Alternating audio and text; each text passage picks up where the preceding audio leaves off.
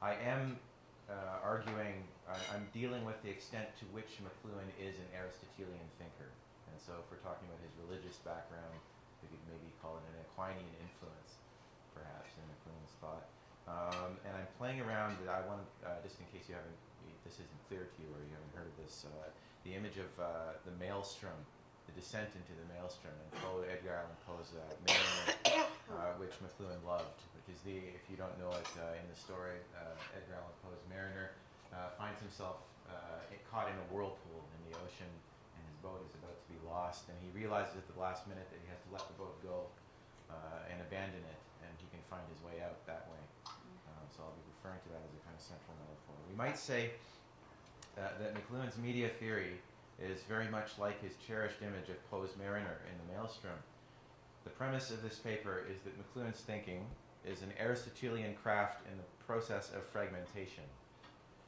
That is, it can be characterized by the structural disintegration of the central conceptual guidelines of the old Aristotelian structure. The ideas of elementalistic universal differences, sameness, either or logic, etc., fall apart in McLuhan's rhetorical maelstrom. But McLuhan clings, as a man fighting for his very survival, to the fragments of Aristotelian thinking. McLuhan, we might say, ventures with his probes to the very center of the maelstrom. From this angle, he perceives substructures of experience that have long been repressed by identity thinking. What he sees both fascinates and terrifies him. This is the world of magical compulsion and collective irrationality. It promises heaven. Its disappointments are hellish. In the end, McLuhan therefore remains deeply ambivalent about the fragmentation of the Aristotelian enterprise. He remains, for all of his non-Aristotelian adventures, Aristotelian. McLuhan's leading slogan, "The medium is the message," to the extent that it has anything other than poetic coherence, is Aristotelian through and through. Note the is of identification. McLuhan's use of the term media has striking structural similarity to Aristotle's idea of the unmoved mover, the form of every form, which he imagined is driving every event in the universe. McLuhan's visions of the noosphere, the advent of a collective electronic consciousness, are very much comparable with this unmoved mover as well. This idea acquires a significant correlation in the lectures on Aristotle given in the mid-1960s in Frankfurt by the non-identitarian philosopher Theodor Adorno, who notes that precisely mediation is the central problem and issue and concern in Aristotle's philosophy. Mediation is Aristotle's answer to the problem posed by Plato's idealism, the impossibility of imagining anything like a realm of pure ideas, of pure forms, without a context. And yet this mediation of perceptual reality by the concept or label remains an immensely difficult phenomenon to locate either in Aristotle's philosophy or in our experience. Adorno's conclusion is that Adorno fails because, in Adorno's words, mediation is not itself mediated. So that's quite complicated. Adorno does. In fact, the very existence of the concept as something absolutely separate from sense experience cannot be verified any more than we could touch an unmoved mover. Mediation, rather than providing the message, is in fact, Adorno says, where Aristotle's theory relapses into mythic blindness. I think that Korzybski would agree with Adorno 100% on that count.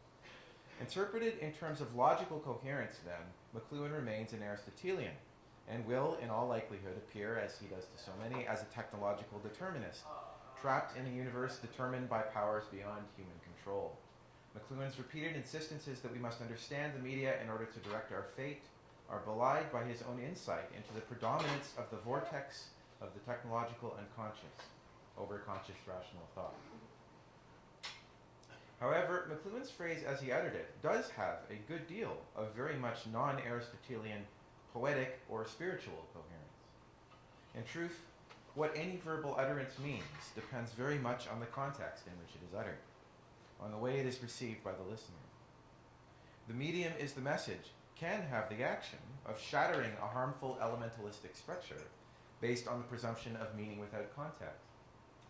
We could formulate what McLuhan is saying more coherently, logically, if we interpret him as saying that we ought generally to direct more attention to the context than to the thing itself, because the thingness of things is really a product of a neurological transform that artificially abstracts things from that context. The separation of an object is always also a togetherness of it with its context.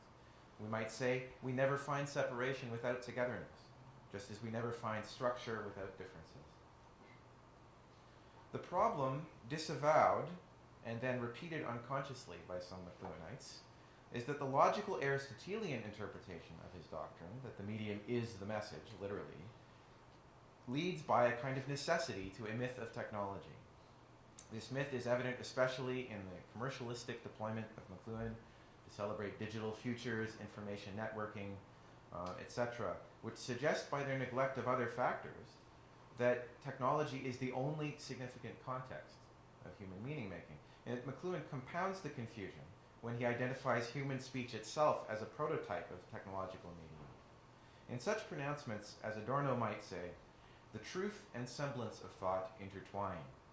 The truth and semblance of thought intertwine. The immense difference between face-to-face contexts, where I can point to an object in silence, and context of pure information lived only on the screen, to quote, paraphrase Sherry Turkle, is reduced and flattened to a bland and even frightening homogeneity. In the end, what is most ambiguous in the phrase, the medium is the message, is neither the medium nor the message, but the is that unites them. If we read the phrase poetically, spiritually even, the medium is not identified with the message, just as we might say the territory is not the map, the thing not the word, etc. If the is a poetic is, then the medium, which is the context of the message, poetically, implicitly supplants whatever explicit message one might be trying to convey.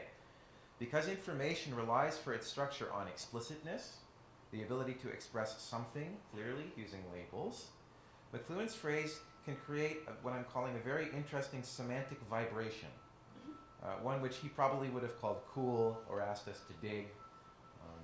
Its overt meaning is a simple paradox.